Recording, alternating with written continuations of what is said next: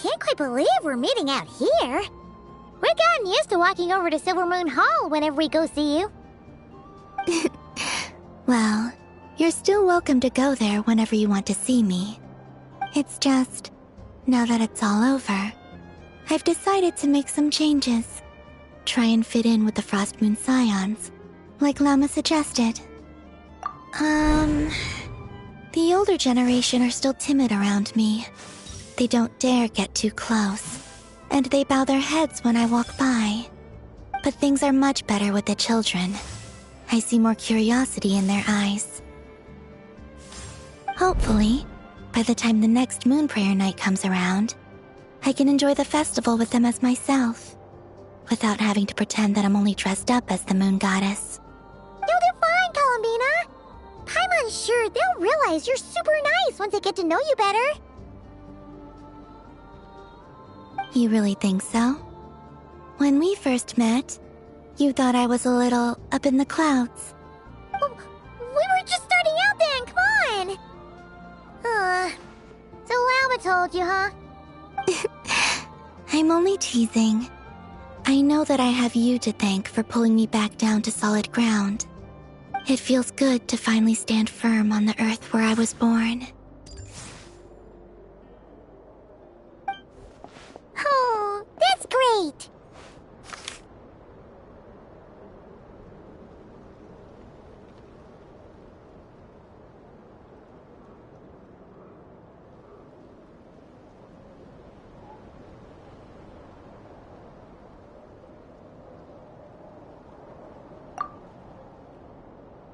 Thank you.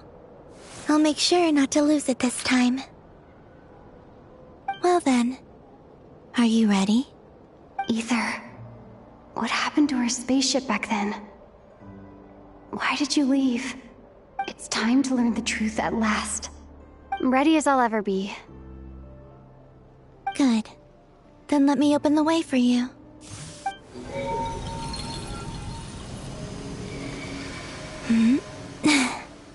Where does this lead? To our shared destination. Huh? Do you remember me telling you about my missing prologue back when we just met? I said that my story began on the moon. But while I was inside the moon's reflection, I realized that my prologue was really hidden in the future. I just had yet to discover it at that point. The story of the time before I was born was in fact the story of my distant future. It's truly fascinating. But when I obtained the Trilunar Authority and returned to our present reality, I sensed something I hadn't expected. Your prologue. So you mean... Yes, your spaceship. All this time, it has been hidden on the frost moon, which lay beyond the sky.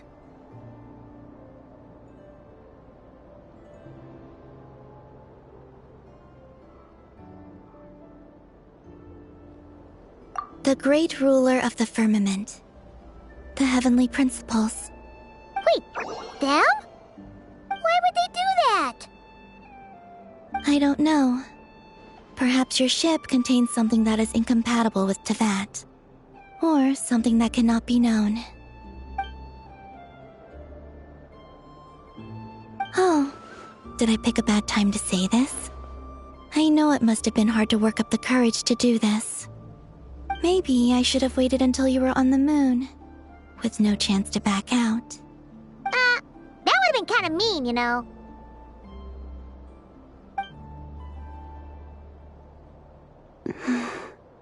Take me there.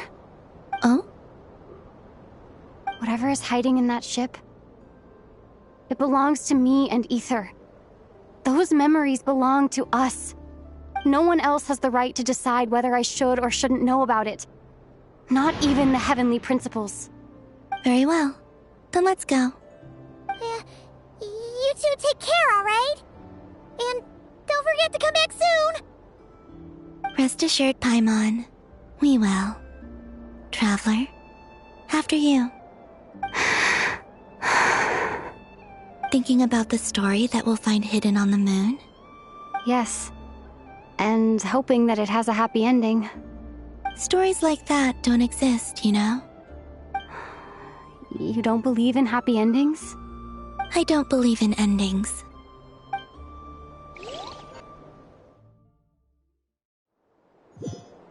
Where am I?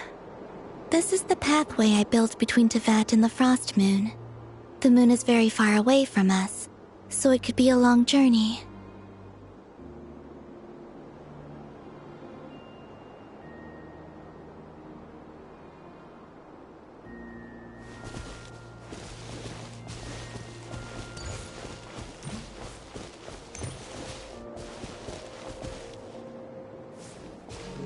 After I obtained the Trilunar Authority, I unwittingly saw past events from many of my friends' lives. One was Lauma. She was so young when they chose her to be the Moon Chanter. From then on, the Frost Moon Scions looked to her to bring messages from their goddess. But, for better or worse, I had left Hisi Island before she was ever born. It was not until much, much later that she met me. I think it's for the best. Because of the way things turned out, you had the opportunity to become friends. You're right. In that sense, I think we were both very lucky.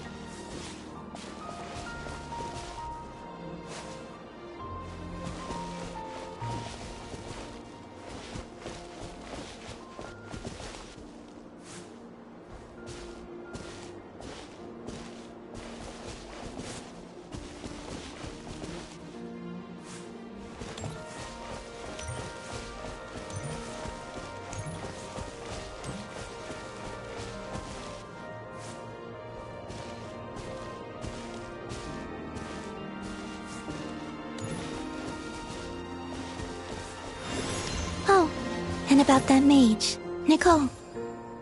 I only recently learned that she has lived in Teyvat since the time of the Three Moon Sisters. The Moon Goddesses always had a good relationship with the angels. I suppose our friendship continues that tradition.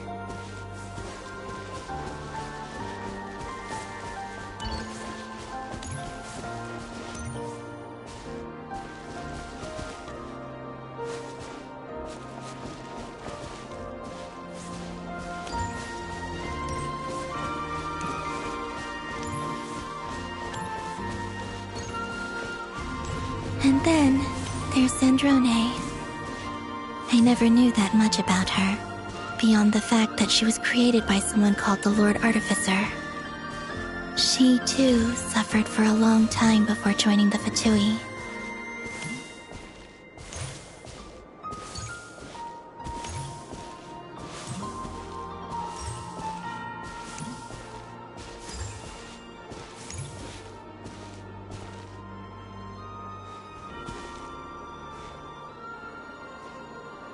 How I wish I could talk to her again, even if only to hear her say nasty things to me.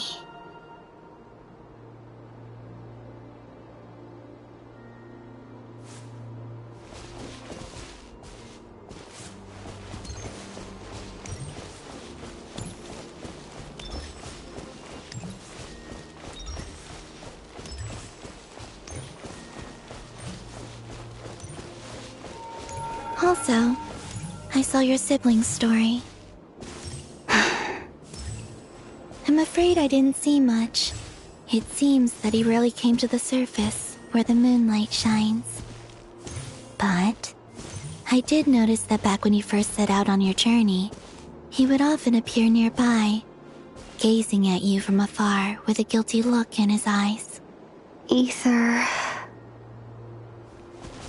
Let us speak no more of the past. I probably shouldn't reveal so much about my friends.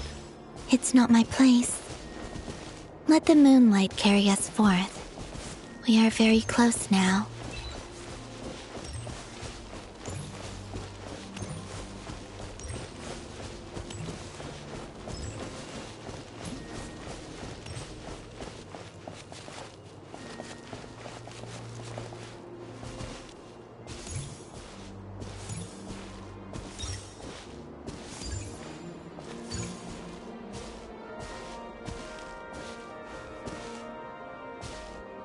After this, I'd like to bring some Kuhenki to the moon as well.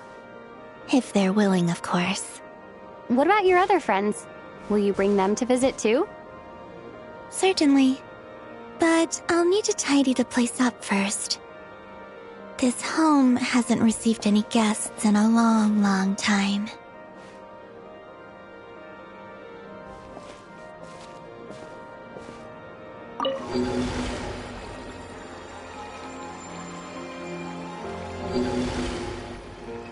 I remember writing something similar with you on Moon Prayer Night.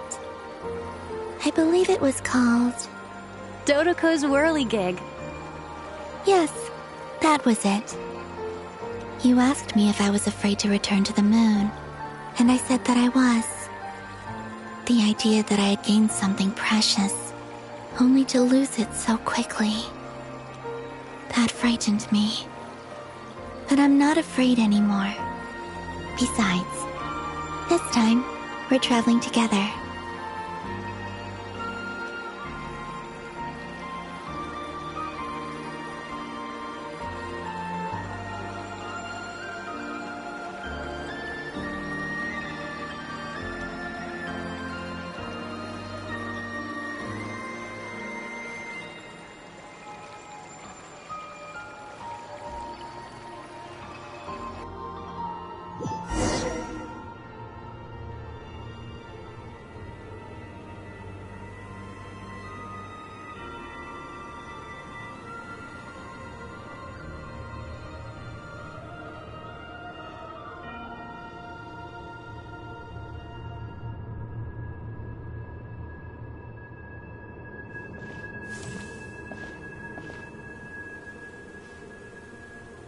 We're here.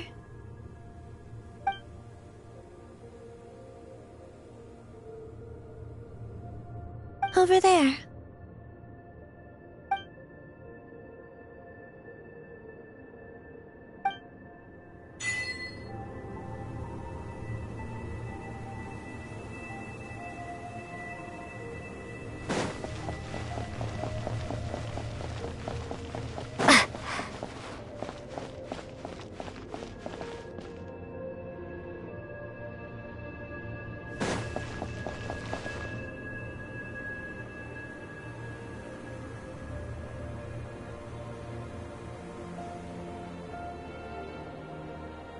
Our spaceship. It's huge. I suppose that the moon is the only place one could hide it. It'll be alright. Huh? The way you feel in this moment, I went through it too, on Moon Prayer Night. The door was right in front of me, but I struggled to find the courage to step through. Solitude for me once meant living a life in which even I was absent. Before I met you, that was the only life I knew. But that night, solitude meant throwing away the life I had gained after meeting all of you. Columbina. Go. Retrieve the part of your life that was once lost. Trust me, you will lose nothing by doing so. Look, Teyvat is right there. All of our friends are down there, waiting for us. You're right. Thanks, Columbina.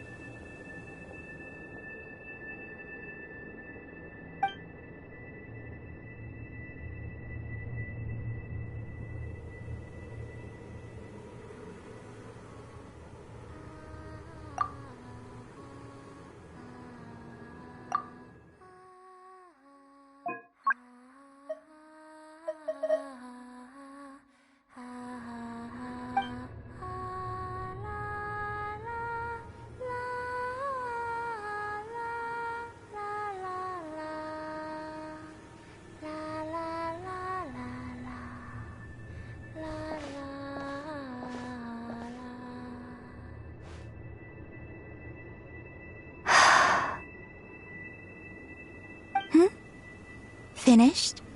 Yeah. Why did you take your eye mask off?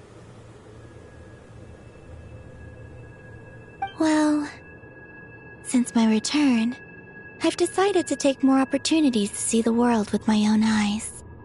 Besides, I've always wondered how Teyvat looks from the moon. And what do you think? It's beautiful. I could spend a whole day here just gazing at it. What about you? What do you think of the truth you found? I haven't looked at another person's expression in a long time, but I think yours is saying it was neither good nor bad. Keep this up, and it won't be long before you give Nefer a run for her money. Oh, I don't think that's going to happen. I'm much more used to sensing what's going on around me with Kuvaki. I think I'll save my eyes for seeing special moments I really want to remember. I read the spaceship's flight logs. I always assumed that this was my first time in Teyvat. I thought that Ether and I must have been hibernating in space for centuries on end.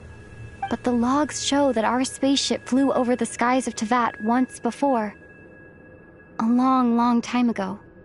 Flew over? So you didn't land? No.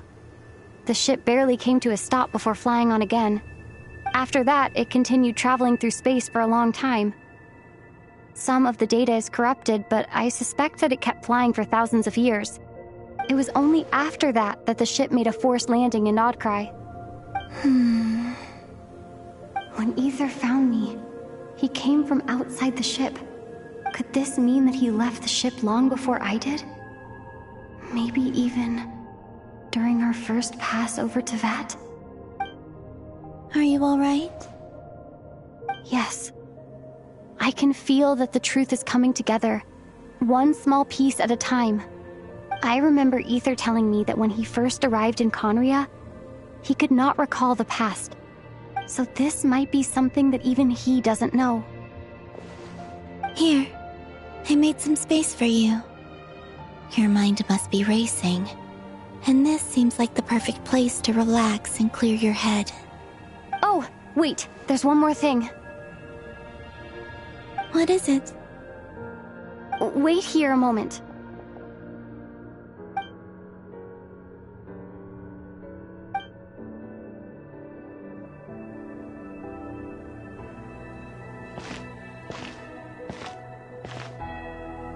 Hey, Columbina.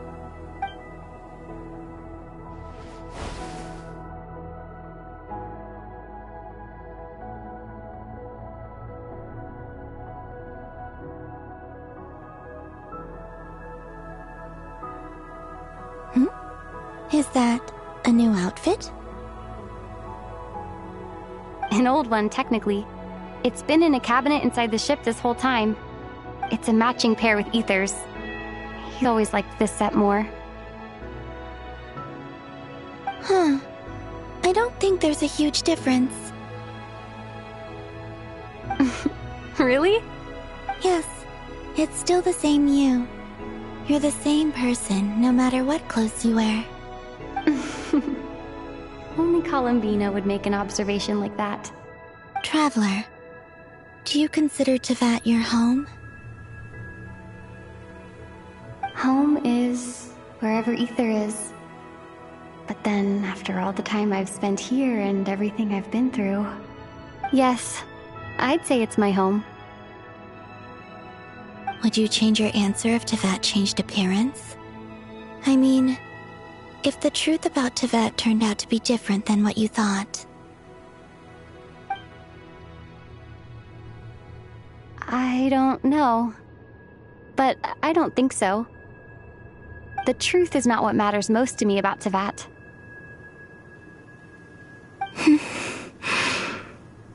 When I was first born, I longed for a home. And when you get something before you're mature enough to understand the world, you just take it at face value. I thought that a home was a transaction. You give me what I want, and I'll do the same for you. But you and your friends taught me what a true home should look like. You never asked for anything, yet you gave so generously to me. That's because your friendship matters to us. It was worth it. In the past, I thought that my birth in Nodcry must have been a mistake. But after journeying to the distant past where the story began, I realized that it was I who chose Nodcry to be my future home. Now, I am glad that I made that choice. I'm sure your friends are just as glad. In fact, I intend to make the same choice today as I did back then. What do you mean? Well, I've given the Eternal Moon's Marrow to Lauma, and the Iridescent Moon's Marrow to Arlecchino. And now, I shall return my Kuvagi to Nodcry again, that it may continue to protect my chosen home. Wait, but what about your body? Oh, are you worried that I'll disappear again? I won't. Not this time. The Frost Moon has now entered the fall sky, and I am the Trilune Goddess. I am only returning to Nodcry the part of me that it needs. I am giving what I can, because my home is worth it. Oh, and I have something for you, too. For me? Yes. Come closer.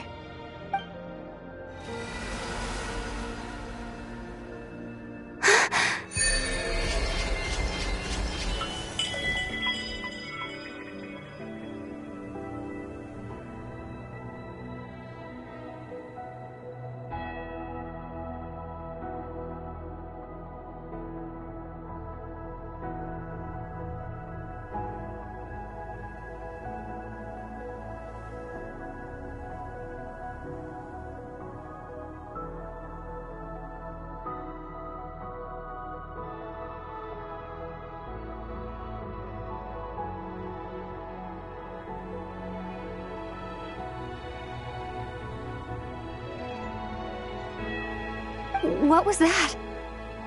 I lifted some of the restrictions this world placed on you. I trust this will help in your future adventures. My power. It feels like it's grown. I can use the elements more freely now. Thank you. This will be a great help.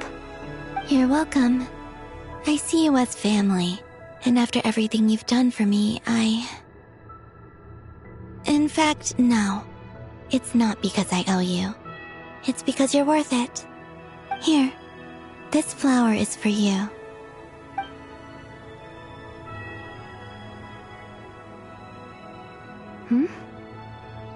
Isn't this a moon prayer blossom? Yes. Don't worry. You will never see these flowers lose their color again. I'm finally discovering the joy of giving. How I wish I'd learned this sooner. Hey, better late than never. What are you thinking about now? Why don't you take a guess? You get 1 shot. I don't think I'll get it in one guess. But I'm sure it's a happy thought. That's kind of a sneaky answer. I can't say you got it wrong. Down into that, the moon seems so far away. I felt it might always lie beyond my reach. But on the moon, everything feels so close by. The haze that once enshrouded the skies has finally been dispersed. I feel like a traveler on a winter's night, starting a new chapter in my tale by the warmth of a bonfire. I don't have a lot of luggage, but I do have a lot of hope for the future. Well, what's next? Next? To start with, I want to stay here just a little longer. After that, let's return home and continue our journey.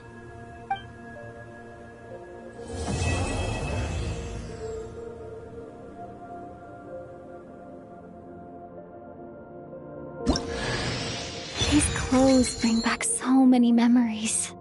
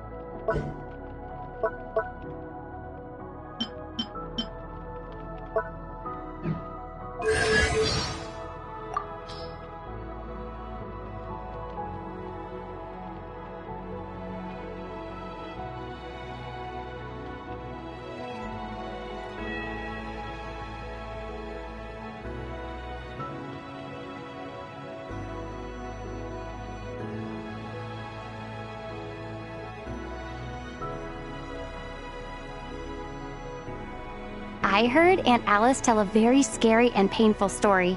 Fair warning, Paimon. You should steel yourself before